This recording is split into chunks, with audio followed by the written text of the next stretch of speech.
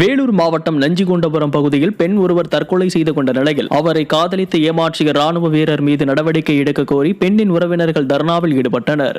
ராணுவ வீரர் பிரபாகரன் என்பவர் அன்பரசி என்பவரை 5 ஆண்டுகளாக காதலித்து வந்த நிலையில் தனது அக்கா மகளை திருமணம் செய்ததாக கூறப்படுகிறது. இதனால் விரக்தியடைந்த அன்பரசி தூக்கிட்டு தற்கொலை செய்து கொண்டதால் ஆத்திரமடைந்த அவரது உறவினர்கள் பிரபாகரன் மீது நடவடிக்கை எடுக்க கோரி வேலூர் அரசு மருத்துவமனையில் உடலை வாங்க மறுத்து தர்ணாவில் ஈடுபட்டனர். சேலம் மாவட்டம் ஓமலூரில் வாகன ஓட்டுநர்களுக்கு பாதுகாப்பு உள்ளதா என்ற கேள்வி எழுந்துள்ளது. ஓமலூர் அருகே கஞ்சா மற்றும் மதுபோதையில் இருக்கும் இளைஞர்கள் டிப்பர் லாரி, டிராக்டர், ஜேசிபி போன்ற வாகனங்களை தடுத்து நிறுத்தி பணம் கேட்டு பிரச்சனை செய்வது வழக்கமாகிவிட்டது. வாகன ஓட்டுநர்களை தாக்கும் சம்பவங்கள் அதிகரித்து வருவதால் ஓமலூர் டிஎஸ்பியிடம் டிப்பர் லாரி உரிமையாளர்கள் சங்கம் புகார் மனு அளித்தது. ஏனாதி, செம்மான்பட்டி பகுதிகளில் இளைஞர்கள் வாகனங்களை தடுத்து நிறுத்தி 5000 முதல் 10,000 ரூபாய் வரை கேட்பதும் மறுத்தால் கொலைவெறி தாக்குதலில் ஈடுபடுவதும் தொடர்கதையாகி வருகிறது. இதை கண்ட பொதுமக்கள் வாகன ஓட்டுநர்களுக்கு தொடரும் இத்தகைய அவலத்தை தடுக்க நடவடிக்கை எடுக்க விடியா மாடல் அரசை வலியுறுத்துகின்றனர். தஞ்சை மாவட்டம் பட்டுக்கோட்டை இரட்டை மாட்டு வண்டி கூலி தொழிலாளர்கள் நலசங்கத்தினர் சார்பில் ஸ்டாலின் அரசை கண்டித்து ஆர்ப்பாட்டம் நடத்தப்பட்டது. மாட்டு வண்டி தொழிலாளர்கள் நாள் ஒன்றுக்கு ரூபாய் 500 செலவாகும் நிலையில் காவல் நிலையங்களில் வண்டிகள் பிடிக்கப்படுவதால் வாழ்வாதாரம் கடுமையாக பாதிக்கப்பட்டுள்ளதாக தெரிவித்தனர். மண் எடுக்க அனுமதி அளிக்காமல் தொழிலாளர்களை கைது செய்யும் அரசு லாரிகள் மூலம் மண் எடுக்க மட்டும் அனுமதிப்பது ஏன் என்றும், கடந்த அதிமுக ஆட்சியில் தங்களுக்கு எந்த தடையும் இன்றி வேலை, வருமானம் இருந்த நிலையில் தற்போது பெரும் மணல் மாஃபியாக்களுக்கு ஸ்டாலின் அரசு துணை போவதாக ஆதங்கப்படுகின்றனர். கடலூர் மாவட்டம் புவனகிரி அருகே அல்லூர் கிராம அரசு தொடக்கப்பள்ளி அருகே குடிநீர் பைப்லைன் உடைப்பு ஏற்பட்டுள்ளதால் தண்ணீர் வீணாகி வெளியேறி வருகிறது. புகார் அளித்தும் குழாய் உடைப்பை சரி செய்யாததால் அப்பகுதி மக்கள் தண்ணீரின்றி தவித்து வருகின்றனர்.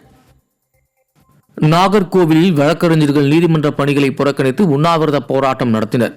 வழக்கறிஞர்கள் பாதுகாப்பு சட்டத்தை உடனடியாக நிறைவேற்ற வேண்டும், சேமநல நிதிக்கான கட்டண உயர்வை திரும்பப் பெற வேண்டும், மேலும் குடும்ப சேமநல நிதியை ரூபாய் 10 லட்சத்திலிருந்து 25 லட்சமாக உயர்த்த வேண்டும் ஆகிய கோரிக்கைகளுடன் நாகர்கோவில் வழக்கறிஞர்கள் நீதிமன்ற பணிகளை புறக்கணித்து உண்ணாவிரத போராட்டம் நடத்தினர்.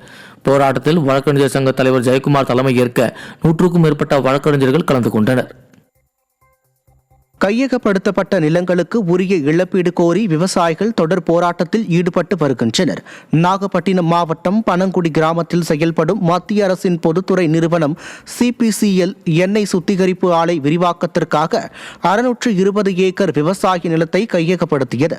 நில உரிமையாளர்கள், சாகுபடிதாரர்கள், விவசாய கூலிகளுக்கு மறுவாழ்வு மற்றும் மீள் குடியமர்வு இழப்பீடு தொகை வழங்கப்படும் என அறிவித்திருந்தாலும் தற்போது வரை எந்த இழப்பீடும் வழங்கப்படவில்லை.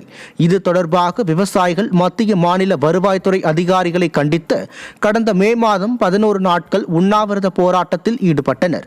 அப்போது மாவட்ட ஆட்சியர் ஆகஸ்ட் 30க்குள் இழப்பீடு வழங்கப்படும் என உறுதியளித்தார்.